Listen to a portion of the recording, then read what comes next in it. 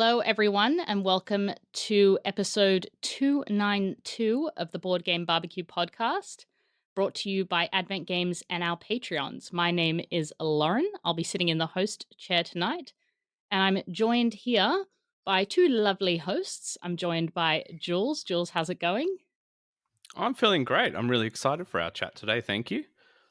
Yes, I'm very, very keen for this chat, and I'm also joined by Dana. Dana, how's it going?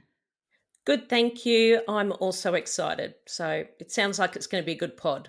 We're all in a good mood. Yeah, so this is a slight departure from our normal format and order of operations. Today, we're going to be taking a bit of a deep dive into a topic that's certainly near and dear to my heart, and I think is also important to you guys as well. And that is the kind of intersection between board gaming and mental health. So rather than go over what we've been playing, we're going to talk about that a bit more extensively and then go into some sizzles and our regular podcast shenanigans. I will kind of give a trigger warning at the outset. It may include themes relating to mental health and depression. So if that's not for you, then just be warned that's kind of where it's going. Take that as you will. Alrighty. So I've got a few things down, guys, but there are lots of things that kind of came to mind for me when talking about this topic. What were the kind of first things that crept into your heads when you thought board games and mental health? Yeah, for me, we've covered this lightly in many podcasts in the past, and that is that board gaming is inherently a highly social hobby. That some people may play a lot of solo games, but for the most part, you're engaging with a lot of people and engaging in a way that you don't often get to do in other activities as well. So it's, competitive play and dealing with a different ranging emotions as you play different board games. So for me, the first thing that came to my mind with this intersection is that it's highly social and you're going to be interacting with a lot of people. And with that, you get exposure to a wide variety of people, different walks of life, different states of mind. And that's an interesting challenge and also a fun thing to engage with as well.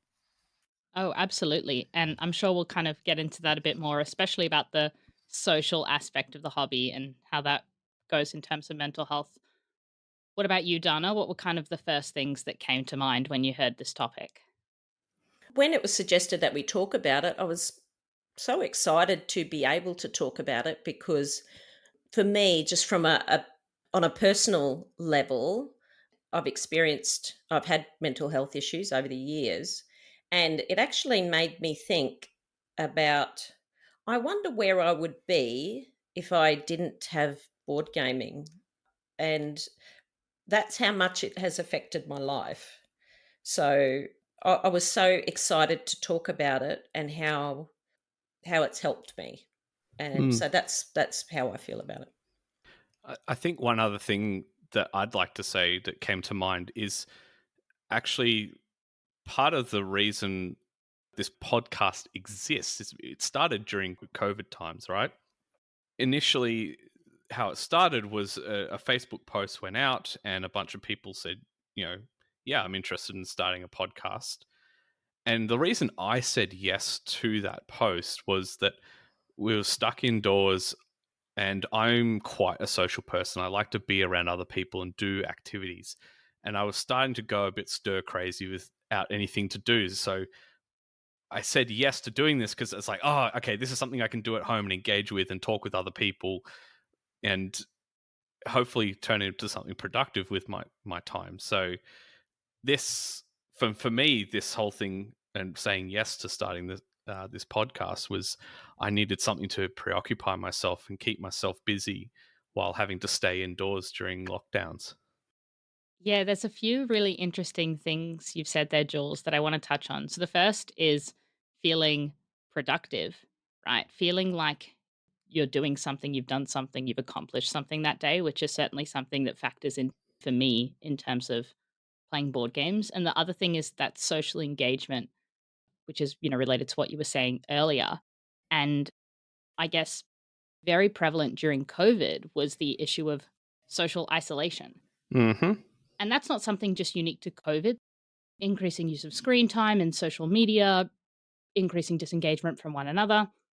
If you think about, or if you look at actually some of the research, and I promise I won't babble too much about research on this podcast, but in 1990, more than half of men reported having at least 6 close friends. And in 2021, that number had dropped down to just over a quarter. And Whoa. 10% of women and 15% of men report having no close friends.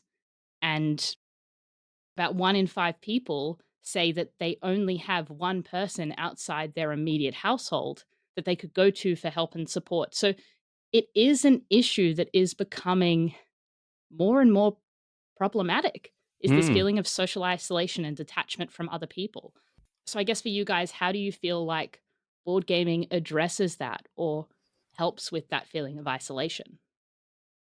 I'm just curious, are those do you think those statistics that you talk about, do you think that's because of social media that people are tending to resort to their phones or devices, things like that, instead of interacting with people?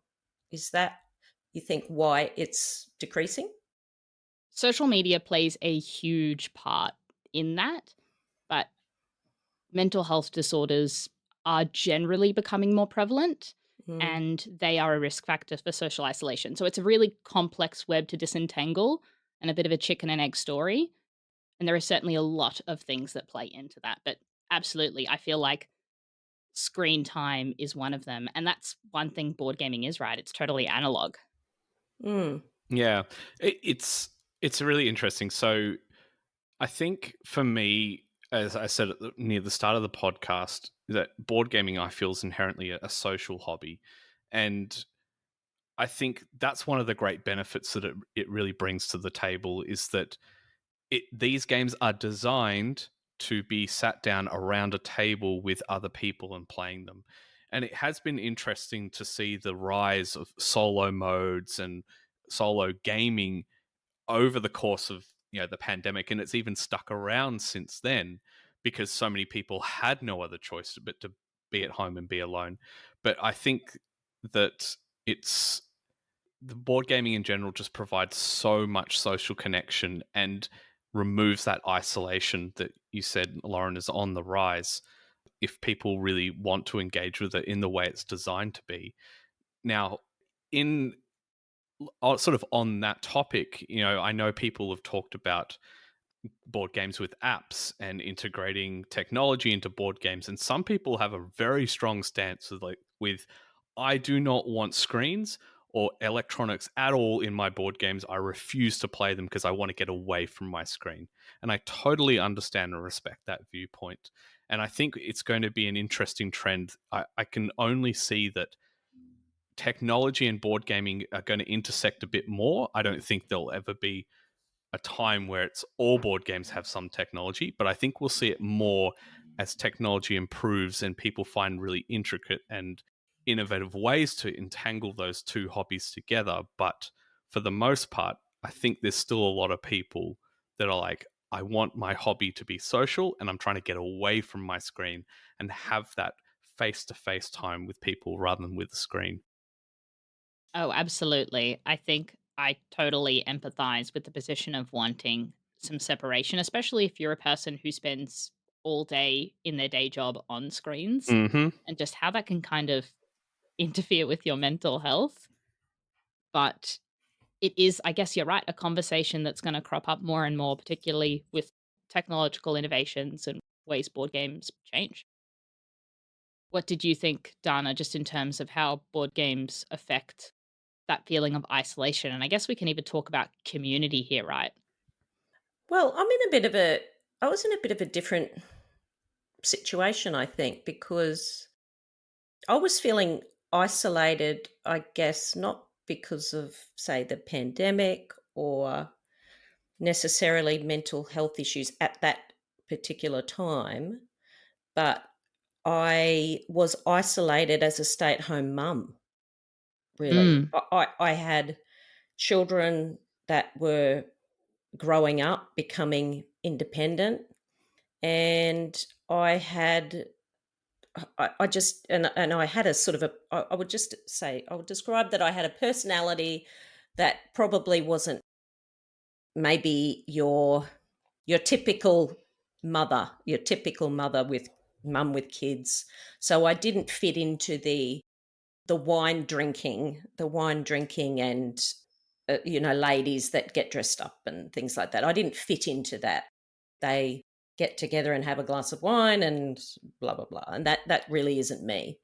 And I was feeling increasingly isolated because all of my social interactions had come from my children. I was sort of starved of social interaction. I've got a husband as well, God bless him, who works very long hours. And I also felt that over the course of, 15 years or so of being a stay at home mum, my confidence sort of each year had gone down to almost nothing by the time 15 years came around. And so I found that I was actually isolating myself almost. I think if I didn't do something, I would have been a hermit. So it was actually when I think about it, it was such a blessing when because I've always loved board games. In some ways, it was a blessing when my children stopped playing board games with me because I was really forced to go elsewhere and find some other people to play with. And as I said, I look upon that time, and whilst I'm disappointed that they don't play games with me now, I'm so glad that that moment happened because it forced me to get out of my comfort zone. And yeah, it's one of those things. It's quite sad, really, thinking about those 15 years where I sort of was pretty much at rock bottom by the time 15 years came around. But it's such a great story when I think about it. I think about what board gaming can do for someone and can do for their confidence and their social interactions. How lucky I am that I managed to find it. And as I said, I'm so glad to be talking about this so I can share that with other people if they're listening to this. I really resonate with that because I mean, I have a partner who does engage and play board games with me, but it's not his primary hobby. And so it kind of reached a tipping point where my appetite for board games had outpaced him. And he said, you need to find other people to play with in a really loving way, and kind of pushed me to go to events and go to meetups, which at first was really hard. And at first I said, I need you to come with me because I need some sort of crutch or social support because it's just an overwhelming situation. And I don't consider myself necessarily a socially anxious person. So I can't even imagine how much more so that'd be difficult for someone who does suffer from something like social anxiety or does have other neurodiversity, things that would just make it harder to engage and enter that space with other people, but really having those other people to engage in a hobby with and share discussions with and message about board games because it was something that was just kind of constantly on my mind. I was thinking about games to play, what had been released, all these kinds of things, right? And I just had people that could constantly engage with me in something that I was just so passionate about. It wasn't even always just about having people to play with, really. Mm. I think as well for me, there's a bit of an age gap. I don't know if you've noticed that, but there's a bit of an age gap between you guys and me. No. Nah, Skana. So honestly, to go onto social media and find people, you don't do that. I'm talking about at that time, you just didn't do that. Like it was sort of, even online. Oh, I don't begrudge online dating, of course, but it just seems so foreign to me. You have to meet people at a disco. or doesn't that sound lame? Do they probably don't even have discos anymore, Nope. yeah.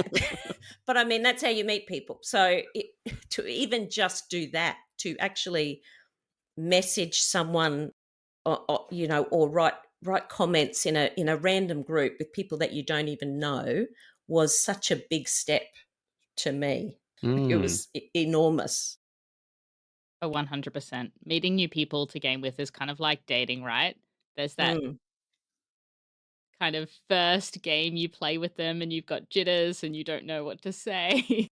I know. I think I've mentioned on the podcast before, the first person that I met in board gaming, who we're still friends today, we just randomly, messaged each other, but it really just took a little bit of confidence just to say, I'm just going to ask her if she wants to meet somewhere.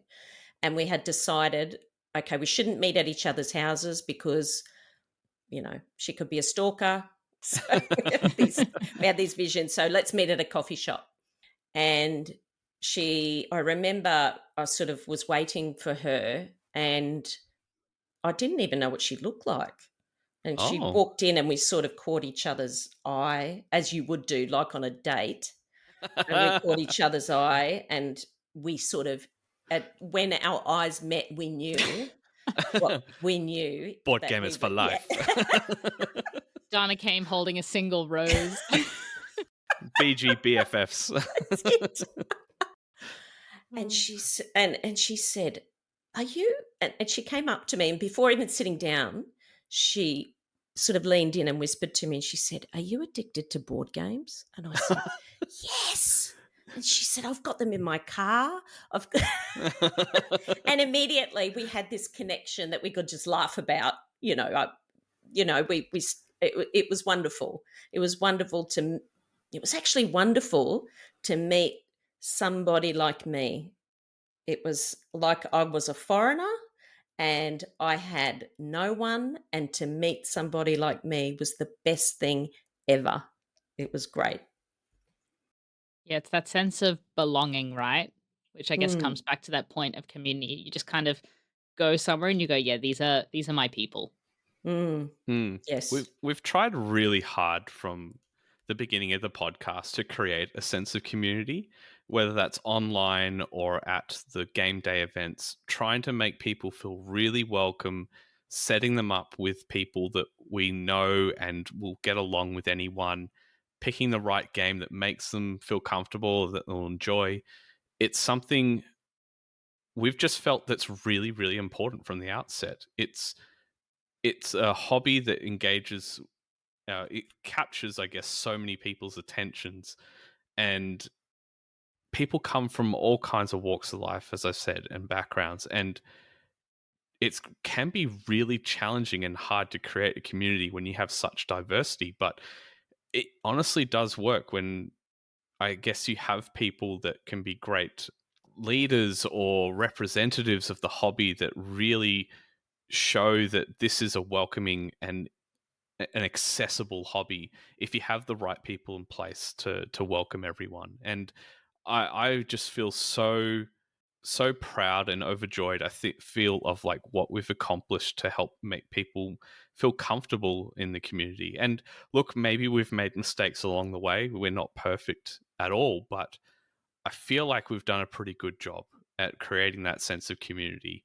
And it can be really hard to make friends as an adult. I have had that challenge having moved around a lot. If you followed my journey from the start of the podcast, you'll know that I was living in Canberra, then I moved back to Melbourne, where I'm originally from, then moved to Sydney now, all within the space of 4 years. And board gaming has been the primary way I've been able to connect and meet other people. Luckily, I don't have social anxiety. I feel okay going to a social meetup myself and just saying, "Hi, can I play this game with you?" But if I didn't have this hobby, I would have had to go through other avenues that I feel like are a little more challenging, like jumping into a team sport straight away. The hobby of board gaming just has a bit more of a lower barrier to that entry. You have this engaging experience for 30 minutes to an hour, and then you could walk away and never see that person again, and it's totally fine. But yeah, it's community is so important, and I feel like board games are a great way to help people feel connected and make new friends. Well, I love it that I can be with a stranger and play a board game, and I don't even necessarily have to be across the table with someone looking at them in the eye, driving some sort of important conversation. And I've got this board game that we can almost communicate through the board game. Yeah. It's a way to communicate with someone without having the pressure of actually having to speak. Because I've got a bit of a thing. I don't like anyway. I don't like feeling stupid. I feel that sort of thing makes me.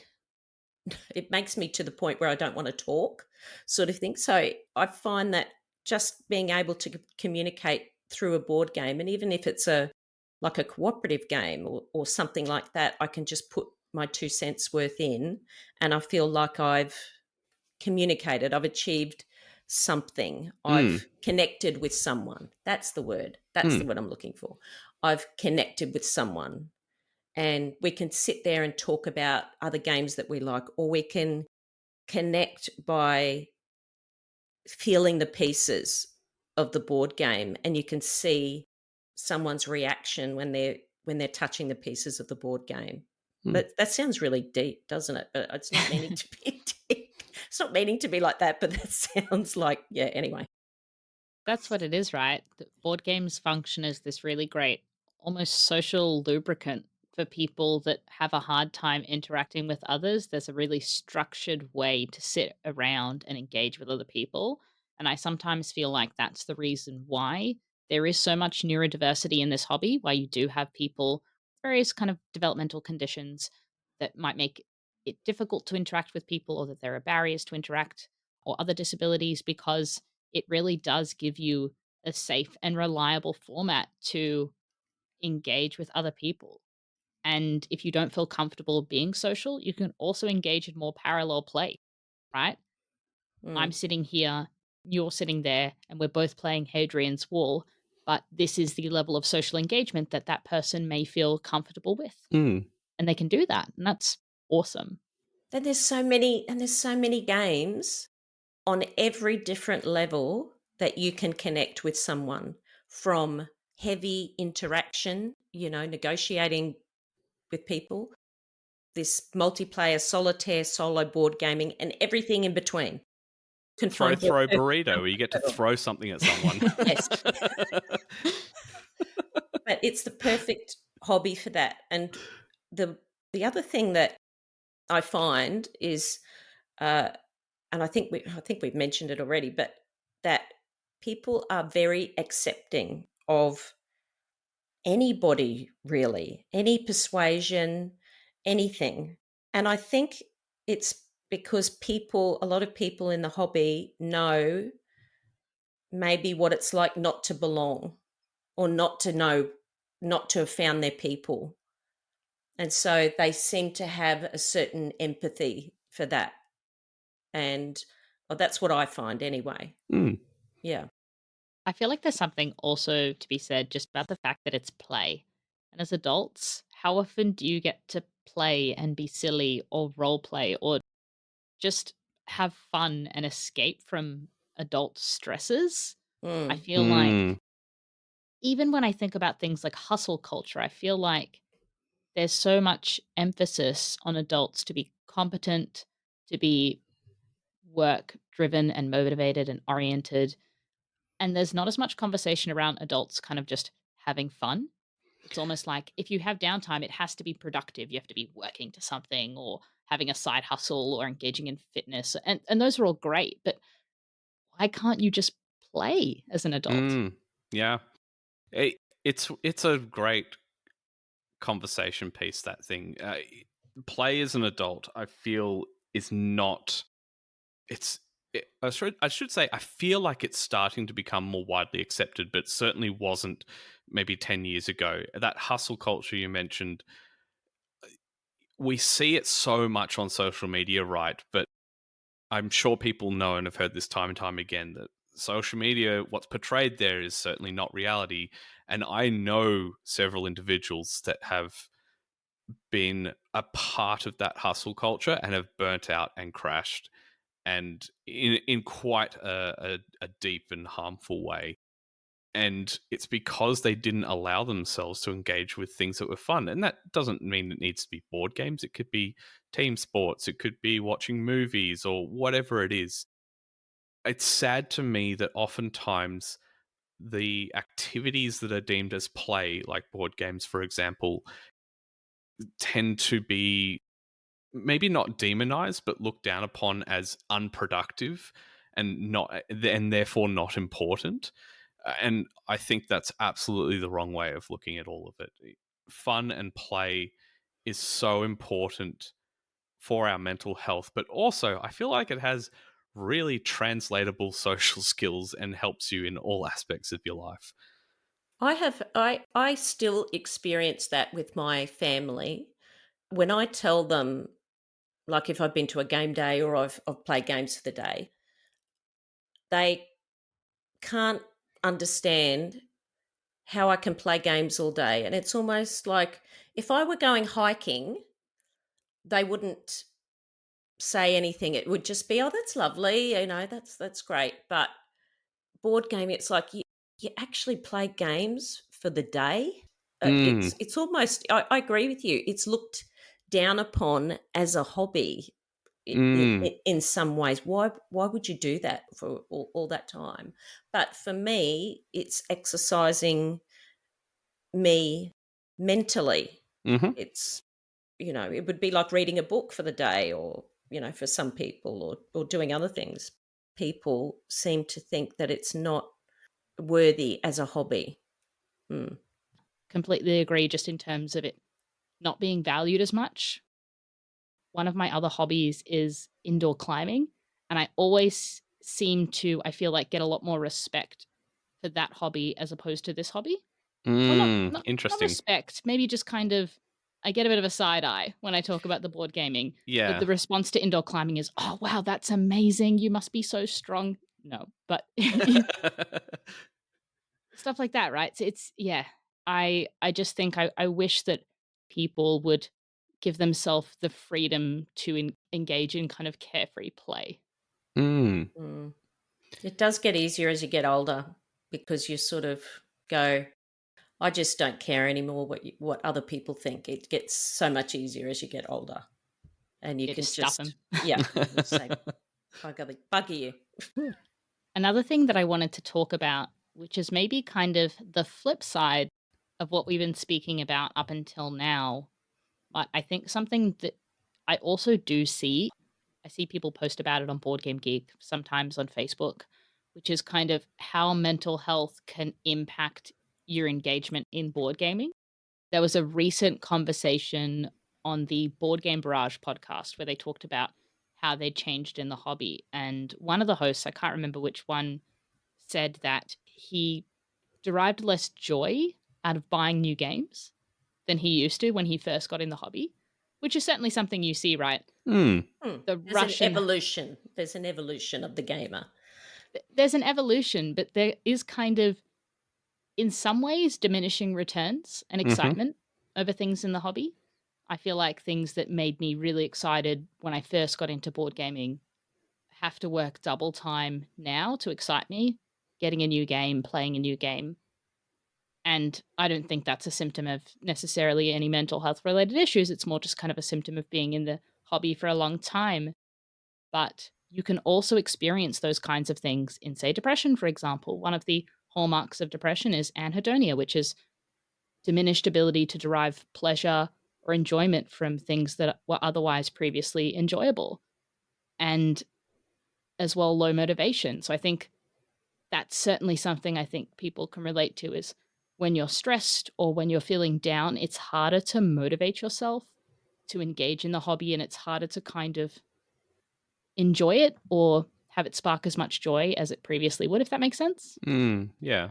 Do you think that's probably a reason to, if you were in the hobby, that you might fall back to, say, Board Game Arena or something like that, where you don't necessarily have to input anything.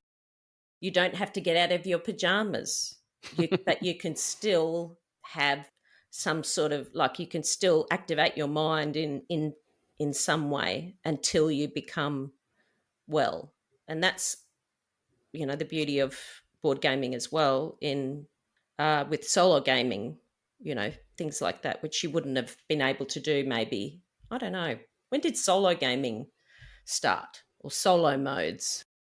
Yeah. I mean, I agree. When I'm stressed, I am not about to set up Mage Knight for a solo game. I will Yeah, default to Hadrian's Wall or Board Game yeah, Arena. So I guess you're yeah, right yeah, in that having those lower barriers to entry does help when your mood is maybe not there or your motivation's not there. But the solo gaming community is an interesting conversation because so much of what we've been talking about is, right, engaging socially and sitting with other people and those interactions, but in senses of community. And not to say that there's not a thriving solo community, there certainly is. But I wonder what you guys think about the intersection between mental health and specifically solo gaming. Yeah, for me, solo gaming feels quite different. To me, it feels like engaging with a Sudoku or a crossword. It's a puzzle that I can engage with to exercise my mind. But the cool thing about board games in particular are I can engage with a game of Mage Knight or Cloud Spire or Hadrian's Wall or even something simple like Doom Machine, which is a bunch of dice chucking. It's I then have experienced something, and hopefully I'm part of a group of friends or a community where then I can go and share that experience with other people and engage in that way, rather than Hmm. another board game. It's multiplayer and you'll have that engagement right then and there. To me, it's a way of being mindful, sitting down, slowing down, engaging with the puzzle, and taking things at my pace. That's the thing I think that solo gaming really does offer, is you can go at your pace and enjoy it how you want to enjoy it. And I know Mitch has talked about this before, even with setting up some of the GMT games, and he's going to play it solo, and he doesn't even really get far into the game before he's looking up events in history that are referenced on cards and just enjoying reading about the history that way. You know, solo gaming, I think, as I've just said, is about enjoying the hobby at your pace. It's more slowing down, but then you can share that experience and your thoughts and feelings with it after the fact. Yeah, I completely agree. So there's kind of twofold for you, Jules. On the one hand, it's being able to enjoy this puzzle, engage in some self care, perhaps even mindfulness, Mm-hmm.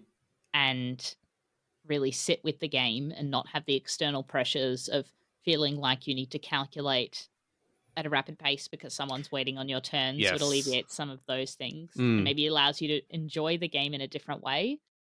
Beyond that is that, yeah, you're right. You can then go talk about those games and engage with other people. So it kind of still has that sense of community. And I know Mm. there's really thriving online solo communities talking about homebrew solo versions for games that don't have solo modes. There's lots of kind of active solo players. And I really agree and I think resonate with the part of being able to do things at your own pace. It almost feels like there's a different aspect to gaming that I'm able to enjoy when I play it solo. Mm. That was when I played Horseless Carriage was the thought I had. Okay, Was yeah. I wish I could play this solo Mm. because there's so much to puzzle and calculate and pass, but I couldn't sit there and do it because there were other people waiting on me to have a turn, and that kind of social pressure detracted from my enjoyment of that game. But it was something that uniquely I feel like if I had on an iPad that I could enjoy solo and really sitting with, and that would be a really nice way to engage in kind of some solitaire contemplative play. Mm. When I'm sort of lacking in motivation, and I do go through those periods, I've also found other board game adjacent things that do help me, that don't require so much overhead. And when I say overhead, because when I'm feeling unmotivated, setting up a board game is an effort. Mm. Getting it off the shelf is an effort sometimes. I find that just these little adjacent things, such as 3D printing or something like that, where I can just happen to have a 3D printer. I'm lucky to have one, but I can just sit there and watch it, and I feel like I'm doing something. I feel like I'm achieving something. What about sleeving cards? Sleeving cards, oh my goodness. Sleeving Punching cards, components. punching Yes. components, things like that, or just I'll just reorganize something. I'll just do that. I just love just doing something in still within the hobby until I feel settled or comfortable enough to venture past that again is helpful. But I've always found that there's always something in board gaming that you can do, which is a positive thing. That's the essence of kind of mindfulness, right? It's Mm, engaging in things that put you in the present moment, take you away from thoughts necessarily, allow thoughts to wash over you, and really just focusing on tactility, physical sensations, what you hear, what you feel and smell, Dana. mm. And Yes. I'm sure for you, Jules, that sounds like it would be mini painting. Oh, yes, of course, painting. Yeah, absolutely. Mini painting's a big one. I, yeah, love all those adjacent things. I totally agree. Lauren, I'm interested in your thoughts that do you do you think that there are negative aspects of the board gaming hobby for mental health? That's a very good question. I think yes is my answer. I think with any hobby it can be engaged in excess. I think there are Addictions. components of the hobby that are quite addictive. And I don't think I've met someone in the hobby yet that would qualify for, say, having a hoarding disorder. That's really on another level. But there are definitely ways in which people can kind of almost substitute proper care and proper attention to their health with kind of dopamine hits. And dopamine's become a bit of a kind of a hot term, but Yeah, it's retail therapy, right? Some yeah. people, I'm feeling down, I'll buy a board game, and they're searching for that lift. And the buying of the board games can sometimes even become a substitute for engaging in the hobby in any capacity, right? Mm, People think, well, I can't play them and I can't do this. I'll just buy them instead. mm. And that doesn't have the same levels of fulfillment. And that's why it's only really short lived. That's why retail therapy doesn't work, right? Is because the dopaminergic hit from an acquisition is really, really small and is really, really short lived. And then, of And course, you've got the impending guilt afterwards Mm. because, we're not playing the game that we bought. oh, totally. And I think there's something to be said as well about the ways in which the hobby or the culture around the hobby kind of exerts pressures on people to Yes. either try new games, have the next thing, and perhaps even kind of feelings of inadequacy of I am not as much of a board gamer because I've not played this new game or I only play my 20 games over and over. And I think that kind of gatekeeping exists in most hobbies. I know certainly it exists in climbing, certainly it exists in video games, but that kind of you're lesser than because you can't, get on my level kind of thing, right? Look at all Mm. these amazing games I have. Look at all these things that I've tried. And that kind of keeping up with the Joneses to some extent exists in community talk as well, right? Yeah, I If you mean, see it's all about the hype. Oh, this new such and such game. It's the greatest game ever. Everyone has to play it. And you sit there and go, "Oh, I don't have the funds and I don't know anyone that has that game. I'm missing out." That sort of mentality can be really dangerous, I feel. And you also have sometimes, sometimes I see online, you have people that can sometimes yuck somebody's yum, if Mm, you Mm, use that yeah, some people term. take board games very personally. They have a very yeah. personal Yes, attachment to yes. certain things, and if someone doesn't like it, why don't you like it? How can you not like it? Mm, And I guess the other thing I would say, Dana, about negative impacts would be people having negative experiences in social interactions around yeah. games. There Yes. are people I mean, I've mostly spoken to women about this, but it's certainly not something that's unique to women. Going to a meetup and having a bad experience with someone who is rude, whether that be intentionally or unintentionally, having someone who's just outright mean or condescending, and that can really impact people. It can make them feel self-conscious, anxious, and want to disengage with the hobby. So I think those things are prevalent. I don't think they represent the overwhelming part of the hobby, but those experiences certainly do exist. That's very true. I had an experience myself, the first board game group that I went to, and I remember I was very new to the hobby, and I had just acquired and learnt to play Wingspan, and I was very pleased with myself at the time. And I turned up to this board game group, and a guy said to me, "What games are you playing? What games have you been playing?" And I said, "Oh, I just learnt Wingspan," and I was, as I said, I was quite happy with myself. And he looked at me and he just said, "Why don't you play a real game?" And I went, Oh, and I just felt like, honestly, my mood just went straight down. And that has stayed with me, actually. And since then, I always try, if someone says they might like to come to LXG, for example, which is a board game group in Brisbane, I always say, if you want to come, I'll meet you there right at the start, and I'll get you set up with a game, or we'll play a game, or something like that, because I never want to hear someone having an experience like that, because it completely turns people off the hobby. And I'm not really sure I understand why people would be like that, because we all just want other people to play with. We just yeah. want someone to play with. That sort of experience is not unique to board gaming, though. There are people that are car Mm. enthusiasts, and you might rock up with this old beat around, like, why don't you go buy a real car? Like, it's funny how that's gatekeeping, right? That exists Yeah. in all forms of hobbies that we as people engage with. But it is sad that gatekeeping exists. I wish it didn't. I really wish it didn't. But it's sort of people that it's up to I, other people to call that out, I feel like, when it does happen.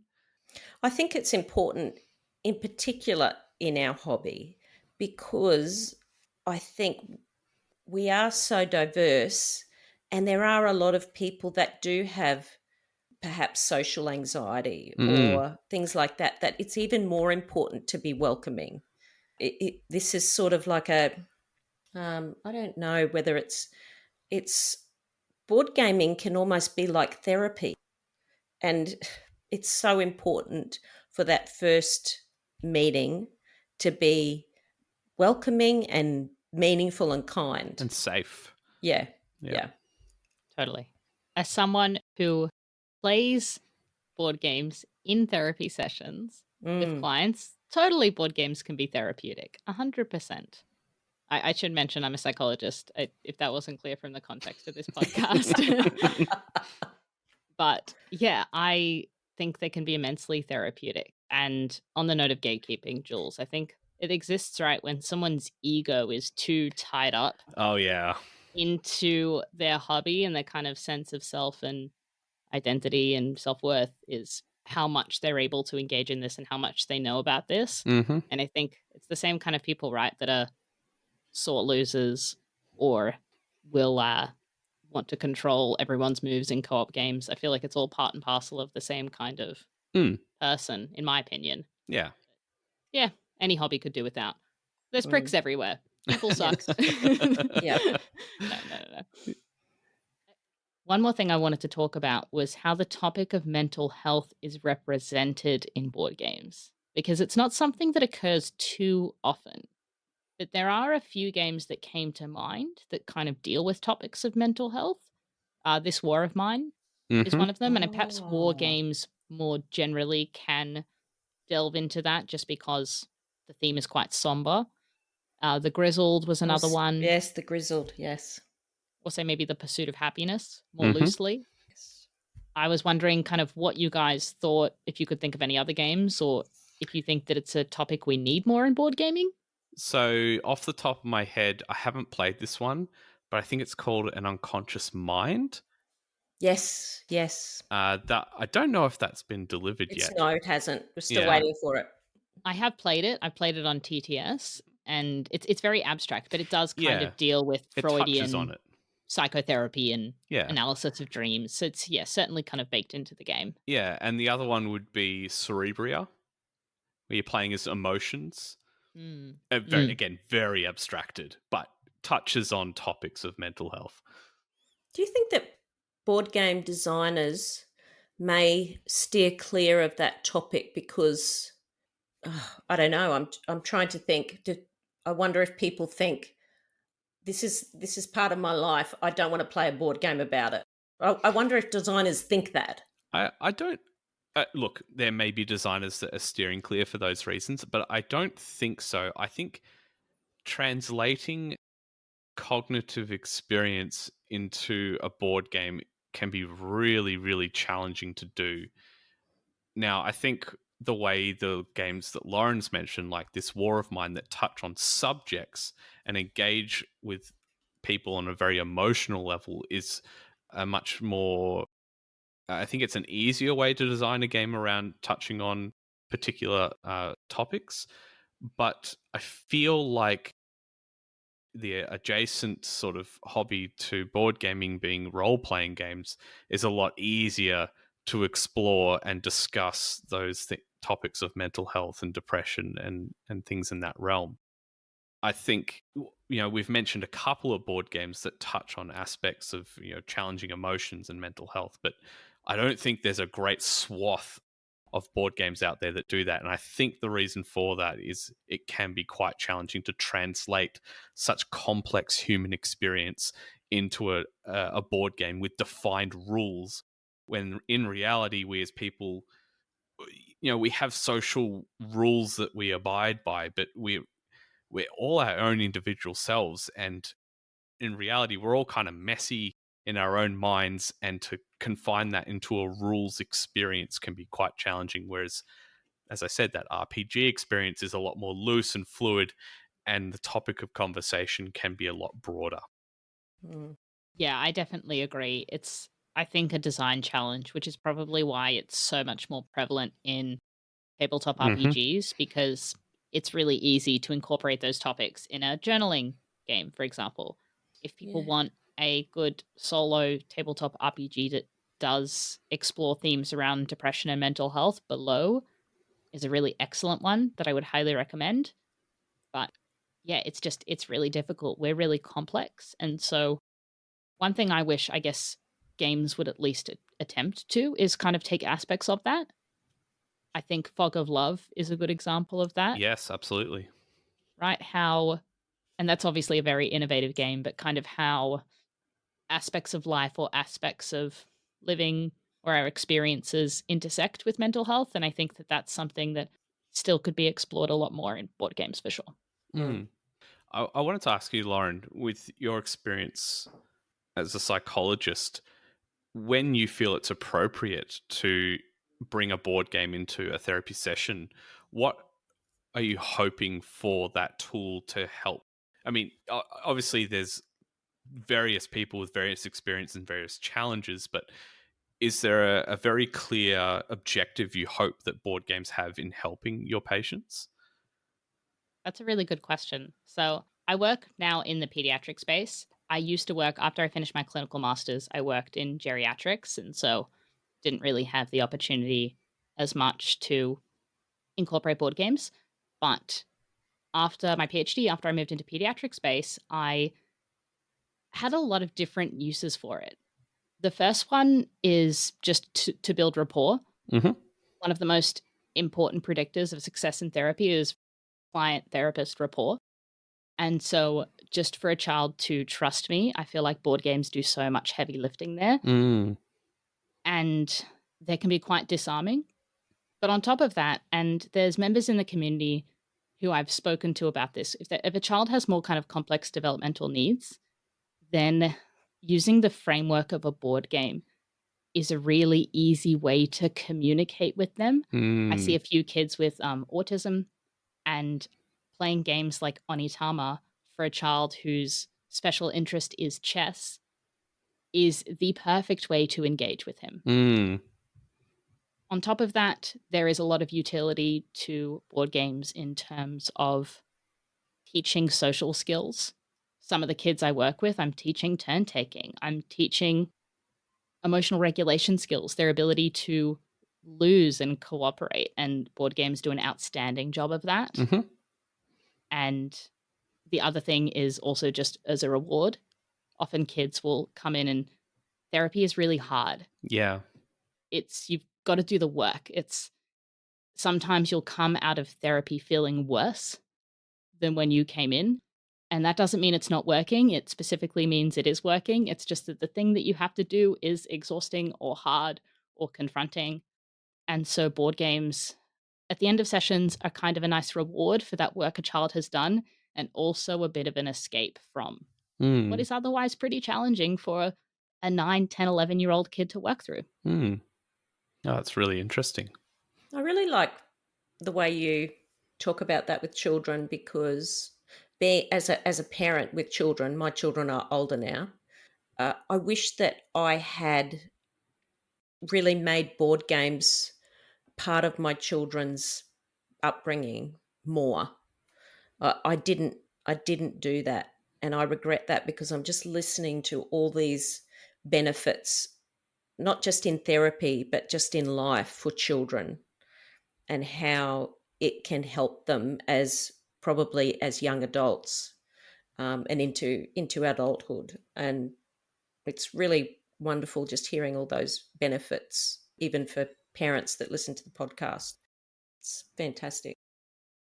Well, thanks so much for that chat, guys, and for indulging me in a topic that I find really interesting. I hope our community finds it really interesting as well.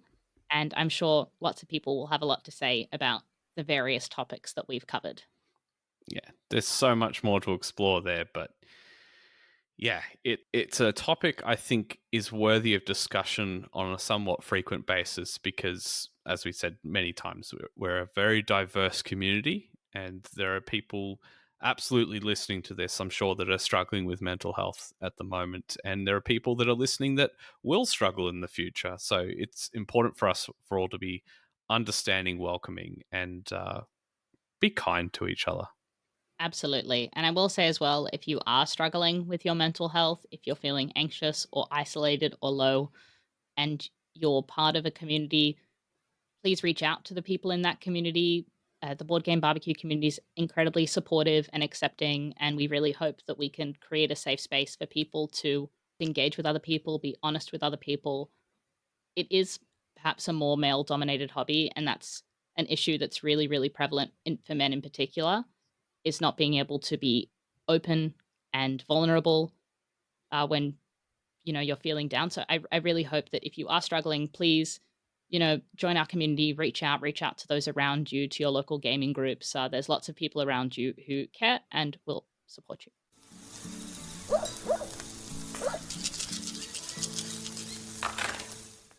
All right, thank you for that chat, guys. That was awesome.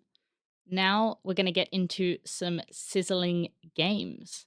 So, Jules, do you want to lead us off on the game that you wanted to talk about? Absolutely. So this one I've already mentioned in a recent episode, and the comment I made last time was, I'm not really sure if I like it or not, but I'm sizzling it today. It means I like it, and I do want to buy a copy eventually, and that is Knarr or Knarr. I still don't know which is the correct pronunciation for that one, but I'm just going to go with Knarr for this and see if anyone corrects me in the comments. That's totally cool. So Knarr is a really easy to learn and pick up game in that you're building a tableau of different Vikings, and you'll use those Vikings to essentially try and race to 40 victory points. That is the end game trigger. And you'll use those Vikings to get resources that allow you to purchase ships, that allow you to spend currency to get more reputation, which provide passive points every single time you have your turn, and also to buy from a secondary deck of ships that have flat, straight, big chunks of points. So there's a few different strategies within the game as to how you get your points. Sometimes you're going really hard for that reputation and getting that passive point build up, or sometimes you're just trying to go for those big chunks of points and or even just using the Viking cards that give you straight points when you stack them. The really interesting twist in this game is when you play a particular color Viking card in front of you, you get the symbol that's on it, whether it's a victory point or reputation or a helmet, which helps you to buy ships or also recruit different cards. You also trigger every other color of that Viking you've already played. So you get this not cascading, but you get this cumulative benefit the more of the same color that you collect. But the really interesting thing is if you choose to take a turn where you're playing a Viking card, you need to recruit a Viking card. And the way that the market is laid out is there is a slot for each of the 5 different colored Vikings. So if I play a red Viking card, I have to take the Viking that is in that red slot, but that might be a blue one. And I might not have any blues to play at the moment. And I might not want that color, and I can spend the helmets that I've collected through playing other cards to instead grab one that's not of the slot of the colored Viking that I played. But if I'm spending those helmets to do that, then that's helmets that I don't have to spend on Viking ships that may help towards getting me victory points. So there's this interesting push and pull between how you're spending your resources, what colors you're collecting, watching what colors your opponents are collecting, maybe not letting them collect colors of a certain type, so they get that compounding benefit of playing the same color over and over again.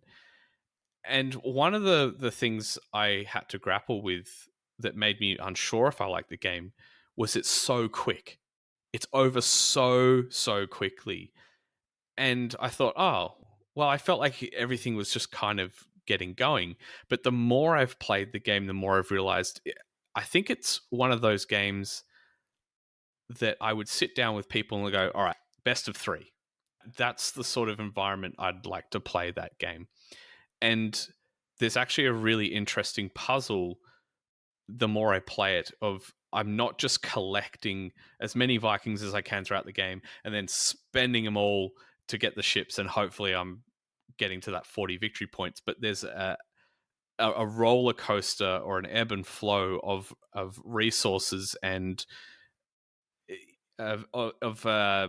there's fluctuating moments in the game of, even though it's so tight, of you build up to have a lot of Vikings in front of you and you might spend a few to get this ship, and then you use one more Viking to trigger that to give you more victory points, and then all of a sudden a new Viking card is flopped out and you actually might spend a bunch of your Vikings instead of the helmets to buy that ship. And there's this really interesting pattern that can emerge, and it's about being very reactive and trying to pick the right moment to pivot and go, all right, now I'm burning everything to try and reach that finish line faster than my opponent.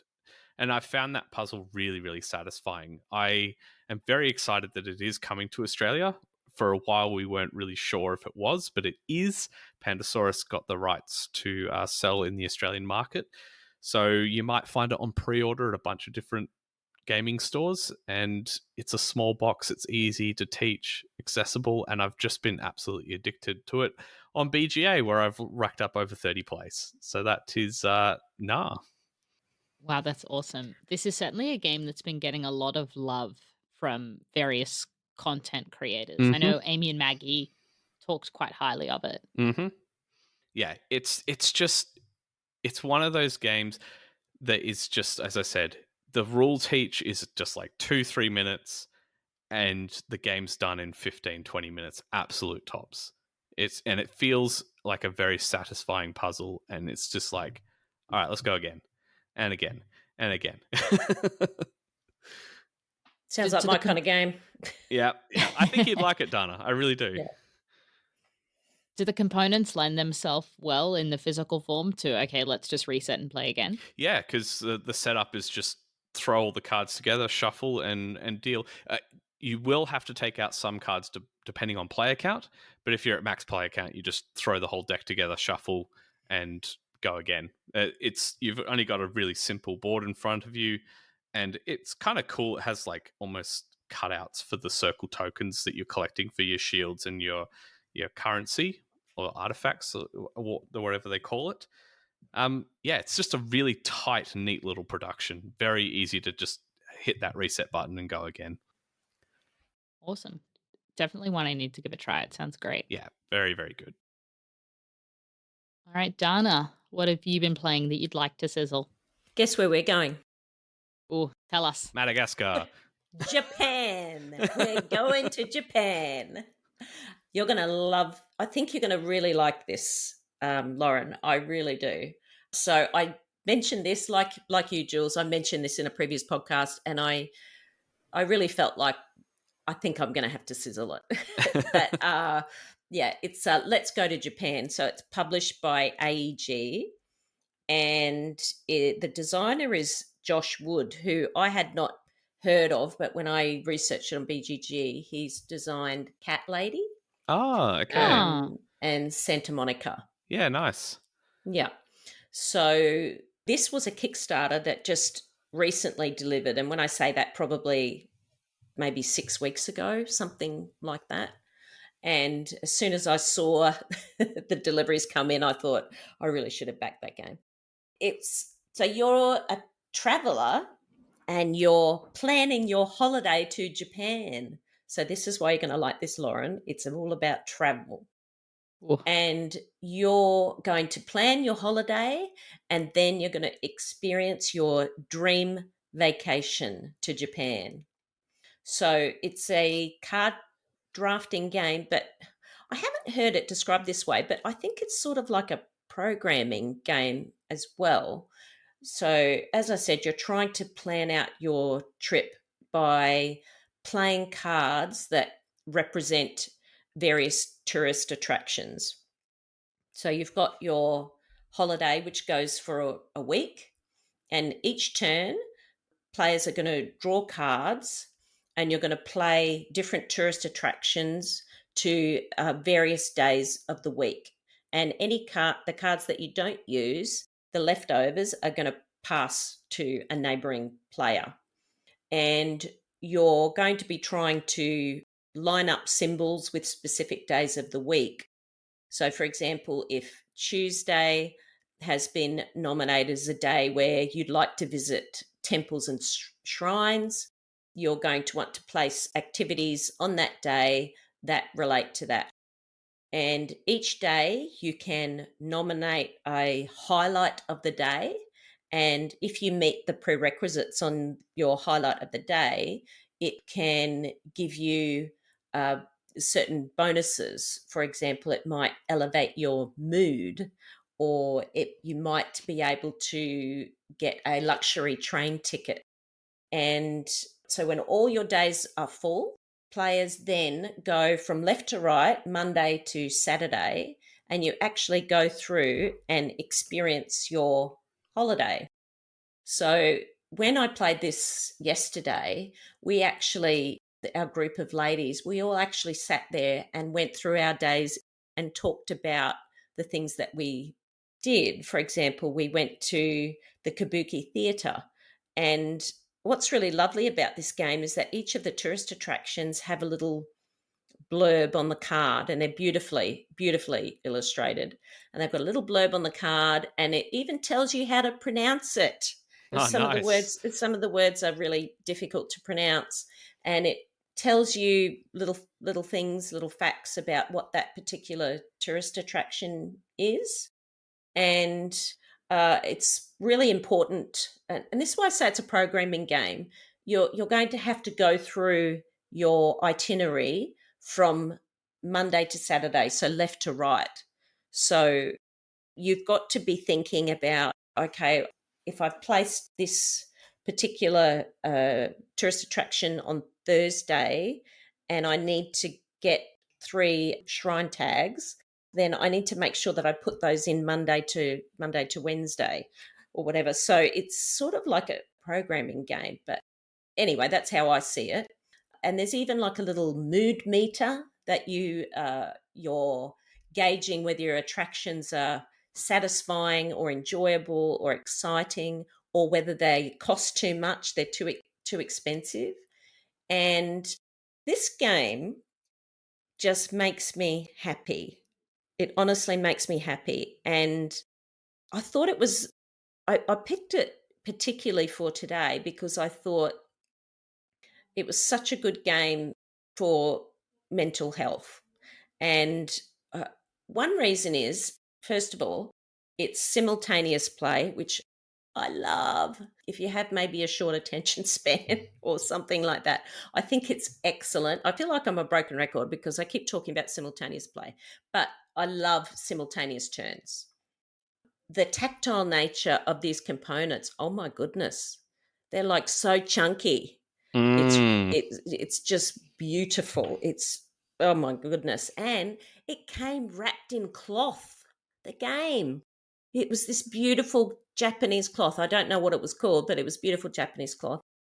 And there's so many interesting facts in the rule book and on the cards, like the little round tracker is, it's a thing called a Daruma doll. I don't know if you've ever heard of one of those before, but these are traditional dolls. And what you do, you set yourself a task and you color in the left eye of this doll. And then when you've completed the task, you fill in the right eye of this doll. It's used as a way of tracking, goals that you've been completed. Oh, Now, right. I'm sure this doesn't include like taking out the rubbish or something like that. It would be something significant, I would imagine. But it was such a beautiful game and such a wonderful experience. And I probably interrupted the whole explanation there, but in the end, the winner is the person with the most points. But we I loved the fact that we actually got taken on a journey in this game, because at the back of the rule book, it talks about how this game was created. And it says that in 2020, Josh, the designer, and his girlfriend were planning a holiday to Japan, and then the pandemic came Oh, along. of course, yeah. And so they had to cancel their plans. And so he took that time during COVID to create this game, Let's Go to Japan. And he used his travel notes to do it. And I thought, what a wonderful way of making something out of a disappointing Yeah, situation. that's really cool. I was like, I've put all this work and effort into planning the ultimate Japan trip, and now it's going to be delayed for whoever knows how long. Well, I'm just going to put it all on a board game now. That's pretty cool. Yes. And I thought, this could be, oh, that's the other thing. Like, you've got to be really careful with your planning, because it's all about attractions in Kyoto and Tokyo. So if you've got attractions in Kyoto and then next you're going to Tokyo, you've got to catch a train, and that loses points. So you've got to be really careful about planning your day. You can't have different attractions in different cities and things like that. So it does feel like travel planning. And I reckon that this game could have like a travel adventure series. You could have New York and Washington DC or something like that, or you could have, like, there's fast trains in Paris, for example, like Paris and Lyon or something like that. But I love that I went on a journey that he was planning, the designer he was planning, and I thought it was wonderful, and I highly recommend it. Yeah, as you were talking, Dana, I was just looking through photos on BGG. It is a beautiful production, really nicely illustrated. I don't know if you went so far as to get, I think it was separate, like the bowls that hold all the Yeah, components. that you could, if you went in all in, you'd get the Yeah, little and they're actually bowls. ceramic bowls. Yes, Yeah, so I was they're like like, proper bowls. yeah. It's pretty cool. No, Yeah, it it's looks beautiful. very beautiful. Very, And very it makes me beautiful. want to go to Japan. Well, it's achieved its goal then. That's it. Like one of the little attractions is going to the game market, Tokyo Game Market. It's Hey, cool. that's cool. Yeah. Yeah, it's really great. Yeah, this one looks amazing. The production is so beautiful. And I feel like it for me is kind of what I wanted Steam Up to be, Mm. Yep. Mm. right? Really beautiful components, simple gameplay, gentle set collection. Yeah, this one looks really, really good. It was brought to Gamerpalooza in Brisbane, but I didn't get the chance to play it. But yeah, just really want to give this one a try. I will Yeah. say that it is multiplayer solitaire. Like it is like, but I like that. That's something that I like in a game. Yeah. So I think I'm out. I want to go in there, get someone on the wrong train and go in the wrong yeah, direction. yeah. That's right. Yeah. But Yeah. I like it. Yeah. Unless you can't send someone off to the other side of Japan, Jules, you're not interested. That's it. Wrong train. It just navigating all the different kind of, and if anyone's actually been to Japan and trying to navigate the trains there, which are run by like a million different private rail companies, Yeah, and it's a it's difficult. disaster, it would lend itself well to a take that game, that experience. Oh dear. All right. So thanks for those sizzles, guys. Definitely two games that I do want to give a try. And with that, we'll move on to the question of the pod. You know that game you've been wanting for a long, long time? The one that's been on your wish list for ages? Yeah, that one. The one you've been adding to your cart and taking off again, umming and ahhing about whether you should get it or not? Well, I'm here to push you over the edge and say go to adventgames.com and add that to your cart right now. I bet you that Dean has a great price on it, he's got great customer service, flat rate shipping, and there's so many other goodies to explore on the website. Wonderful categories all organised to pick the exact game that's right for you and the group that you play with. So head over now, don't hesitate, to adventgames.com.au and add that game to your cart now. Alrighty, so now on to question of the pod. So the last week's question was, who would you like to see win the Golden Geek Award and why? Jules, do you want to read out some of the responses from Facebook? Sure. So we had Felicity Grace said, I was very impressed by Art Society and would really like to see it win. The combination of beautiful artwork and mechanisms, polyomino and auction, was so satisfying visually as well as a puzzle. We found it felt a bit like Fit to Print with less chaotic energy, which suits our group better. My vote for innovative definitely goes to Earthborn Rangers. Their commitment to environmentally sustainable production is impressive by itself, but even more so that they have shared their process with full transparency so other publishers can benefit and follow suit. Dana, would you like to read some of the Discord responses? Sure. Shawatan says, I hope hegemony sweeps. Enough said. Yeah. Megs Ruth says, I think either Dracula versus Van Helsing or Sky Team for 2-player, being that these games are some of the most talked about. But I love the art of Van Helsing and I love the gameplay and the variability of Sky Team. But as much as I said I love Sky Team for play, I think in the co-op category, the art project is amazing because you really have to talk it out and be cooperative. I would also love to see That's Not a Hat win Best Party Game because I haven't laughed during a party game like that in a while. Vote for favourite podcast is already locked down, needs no explanation. I don't know Thanks, what Megs. I don't know what she's talking about, but and death.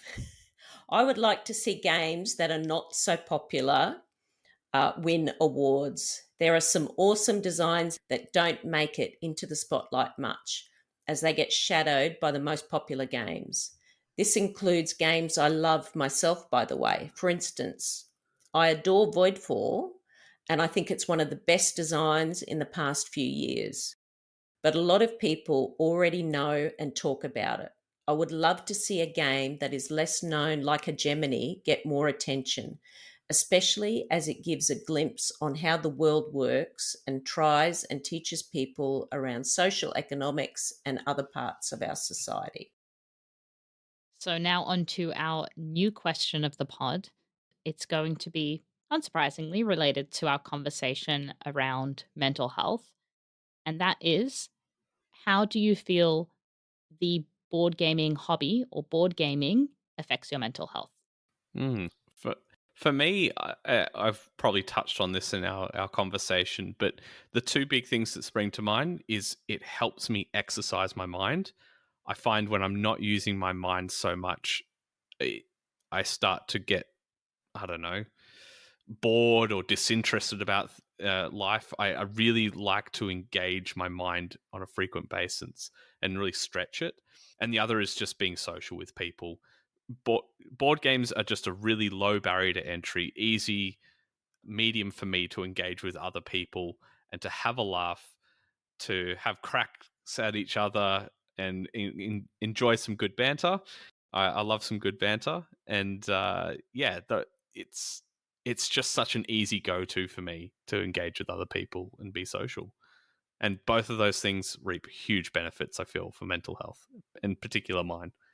Yeah, I completely agree. I think for me, it's feeling productive and also feeling like I have some balance in my life. Getting to the end of a Yes. day and feeling like all I've done is work can feel really hard, especially sometimes I'll leave work even in the summer and it's already dark outside, and just feeling like I have something else in my day that's not that's a total break from that. Mm. My job can be exhausting at times. It can be a bit depleting. And so having something that is really restorative and really fills my cup back up, I think just gives me energy to kind of continue to give to other people and be empathic to other people. But I really need something that feels selfishly just me time. And I think maybe that's why I sometimes really love solo gaming. What about you, Dana? You've kind of alluded to how you feel that mental health and board gaming intersect for you. Yes, I've probably already divulged my entire life, but uh, I would say that I think board gaming is honestly like therapy for me. And I'm not saying that, of course, your profession is going to go out of No, business because I because I of board agree. games, but it's like therapy for me. I can sit around the table and play a board game, and I'm specifically talking now about a game group and ladies that I met through the board game barbecue community, and we can sit there and play a game, and we can talk about the game, but we also talk about our lives and we share experiences with each other. And I feel like I belong somewhere, which is a really wonderful feeling. So for me, I said this right at the very start of the podcast that I don't know where I would be without it. I hate to think about where I would be without it. And I'm sure there's a lot of people that will share that sentiment. It's a really lovely sentiment and a kind of testimony to the greatness of this hobby. So, yes, we'd love to hear from you guys and your thoughts about how board gaming has affected your mental health.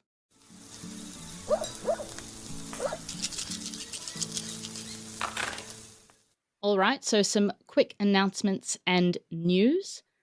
The fourth annual Board Game Barbecue Awards are here. Nominations are open to any member of the Board Game Barbecue community, whether you're on Facebook, Instagram, Twitter, and Discord. And there's going to be a link to the nomination form in the show notes. Anyone can nominate in any or all of the 6 categories. Those categories are Best Solo Game, Best Party Game, Best Light, Medium, and Heavy Game, Best Artwork, Best Expansion, and Game of the Year, the big one. Nominations will close at midnight on Sunday, May 26th, so a few weeks left still to get your nominations in for your favorite games of 2023. Once all nominations are closed, the top 5 nominated games in each category will be named the official nominees for the 4th annual Board Game Barbecue Awards, and then our esteemed panel of judges. Our beloved Patreons will vote on who they think should win each category. And winners will be announced at PlayCon in July. Get voting for your favorite games so they can be nominated and hopefully win. The 18th Annual Board Game Geek Awards are up. We are nominated for the Best Podcast. The votes close on the 12th of May. There are 11 other podcasts in this category. We would love your vote if you feel that we deserve it. And if you need Geek Gold to vote, please reach out to our community and we can help you out there. If you want to support this podcast, you can always go to patreon.com/boardgamebarbecue. Donate to get access to exclusive podcast episodes that we record just for our Patreons. But there are plenty of other ways to support the podcast without donating. The easiest ways is just to tell your mates, share the word. We love when, we can get new people into the community, and that's the best way as well that we can continue to grow this community. You can also go to Apple Podcasts, leave a star rating and a review for us, or on Spotify's new star rating system. It only takes a few seconds of your time, but it means the world to us. Also, on the note of mental health, get involved in the Board Game Barbecue community. Join our Facebook community, follow us on X, formerly known as Twitter, on Instagram, YouTube, Discord. There's heaps of ways to engage with fellow gamers. There's always conversations and good chats going on, so get involved and support the show. All the links are in the show notes. And an extra special way to help and support the podcast, of course, is to vote for us in the Board Game Golden Geek Awards. So there's that time still available now to do so. Absolutely.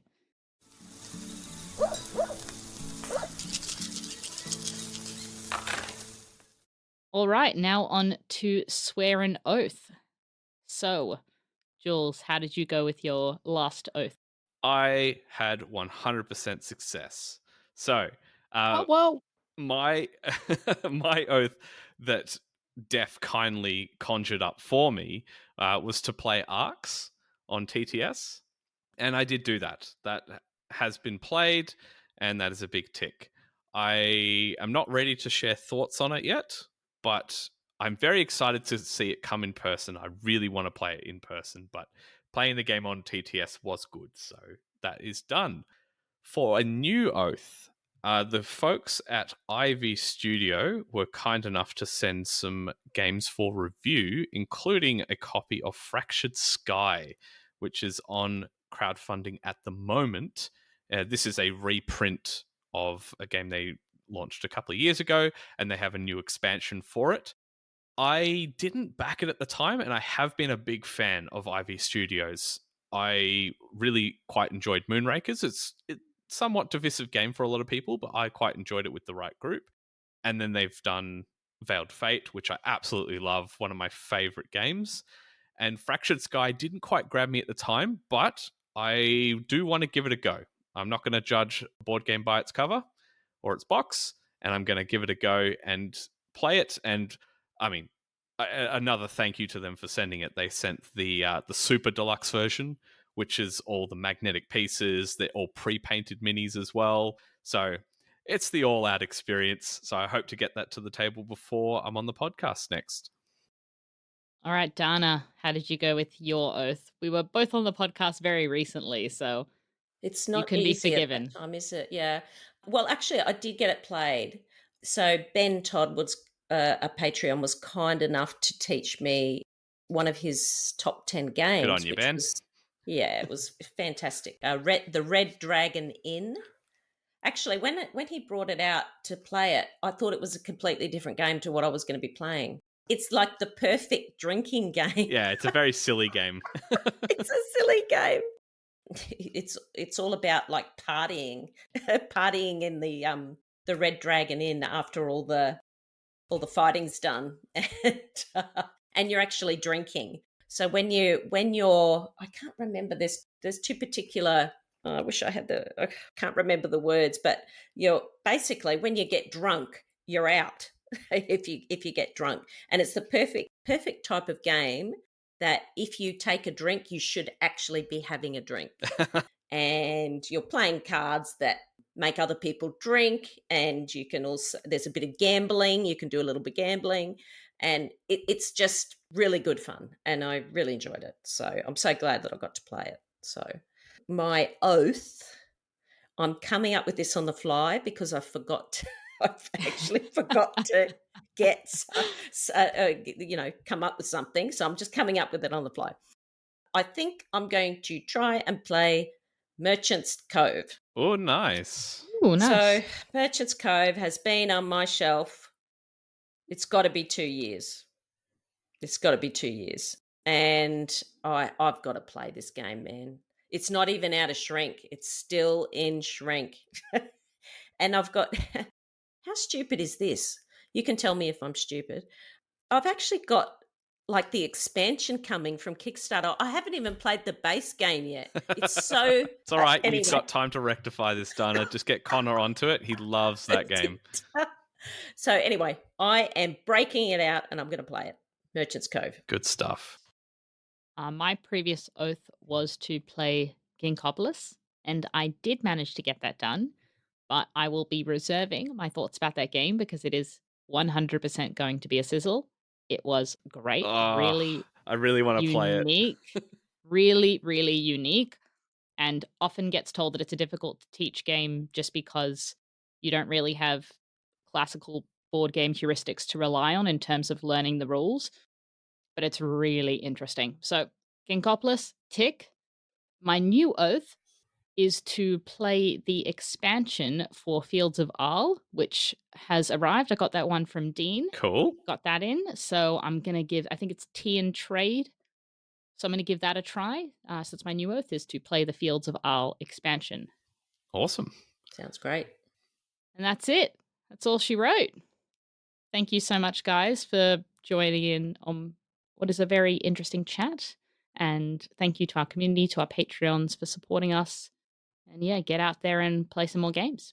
That was such an interesting chat, Lauren. I really appreciate it. And you too, Jules. Yeah. I love you guys. Oh, I love you too. Such a good note to end the pod on. Just hold hands and share our love. Kumbaya. Thanks so much, guys. Take care. Bye. Bye.